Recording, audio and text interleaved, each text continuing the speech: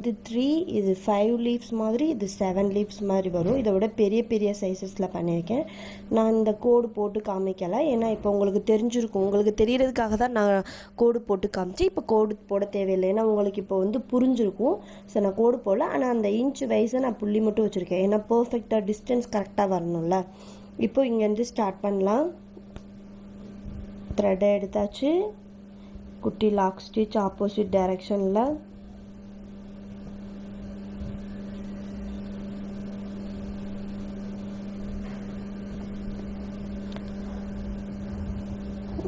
இந்த நடுவில் இருக்கிற சென்டர் பாயிண்ட்டுக்கு போகணும்.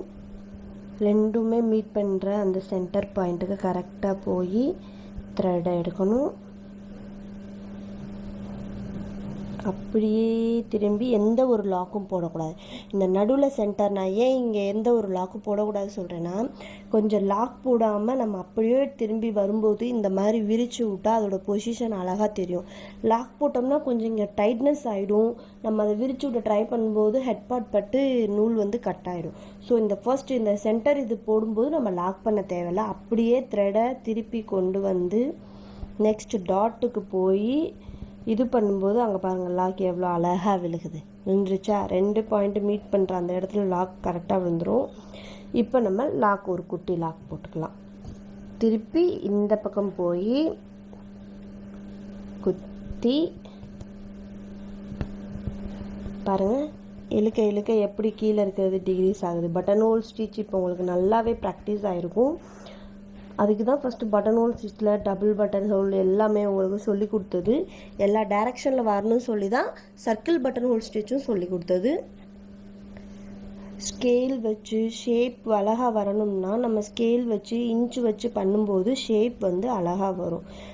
நம்ம ஃப்ரீ ஹேண்டில் வச்சோம்னா அது கொஞ்சம் டிஃப்ரெண்ட்டாக வாய்ப்பு இருக்குது, அதுக்காக சொல்கிறேன்.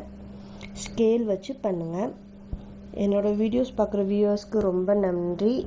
என்னோடய வீடியோஸ் பிடிச்சிருந்தால் லைக் பண்ணுங்கள். ஏதாவது டவுட் வந்துச்சுன்னா கமெண்ட் பாக்ஸில் கேளுங்க, நான் உங்களுக்கு ரிப்ளை பண்ணுறேன். இதான் ஃபஸ்ட் டைம் என்னோடய சேனலுக்கு வந்து பார்க்குறீங்கன்னா என்னோடய சேனலை சப்ஸ்கிரைப் பண்ணிக்கோங்க. இது எங்கெல்லாம் யூஸ் பண்ணலான்னா, இதை வந்து புட்டாஸ் டிசைன் அதெல்லாம் உங்களுக்கு இன்னும் நான் சொல்லித்தரல.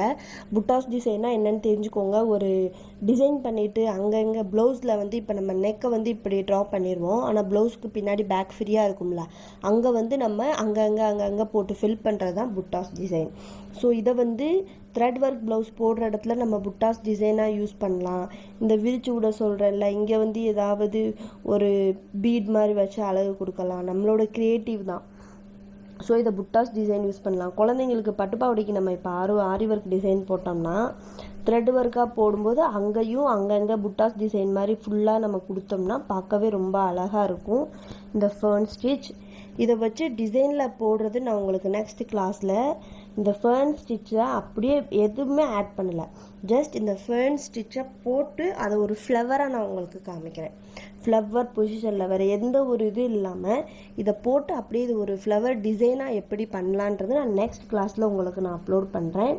இப்போ இதை நல்லா ப்ராக்டிஸ் பண்ணுங்கள். இதுக்கு டிசைன் வந்து இல்லை, டிசைன் பண்ணணும்னு தேவையில்லை, ஆனால் அந்த ஃப்ளவர் டிசைன் நான் நெக்ஸ்ட் கிளாஸில் போடுறேன்னு சொல்லியிருக்கேன்ல, அதை போட்டு பார்த்துக்கோங்க. ஃப்ளவர் டிசைன் உங்களோட க்ரியேட்டிவ் வச்சு என்ன ஃப்ளவரில் வேணால் எந்த ஷேப்பில் வேணால் போட்டுக்கலாம்.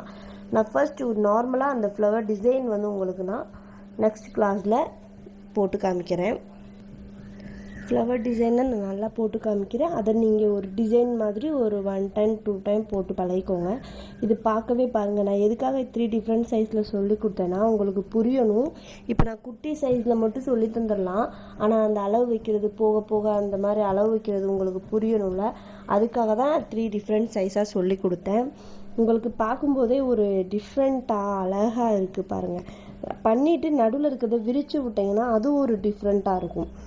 ஒன்றா இருக்கிறத பார்க்குறத விட நடுவில் அந்த லீஃப் மாதிரி இருக்குது பார்த்தீங்களா, சென்டர் பாயிண்ட்டு, சென்டர் த்ரெட் வச்சு பண்ணது, அதை விரிச்சு விட்டிங்கன்னா அதை பார்க்குறதுக்கும் அழகாக டிஃப்ரெண்ட்டாக இருக்கும். என் நாட் போட்டு நான் ஃபினிஷ் பண்ணிட்டேன். இந்த நடு இது இருக்குது பார்த்தீங்களா, இதை சேமாக இப்படி விரிச்சு விட்டுக்கோங்க. பார்த்தீங்களா, விரிச்சு விடவும் எவ்வளோ ஒரு அழகாக ஒரு பொசிஷனில் இருக்குது. இப்போ உங்களுக்கு நல்லா புரிஞ்சிருக்கும்.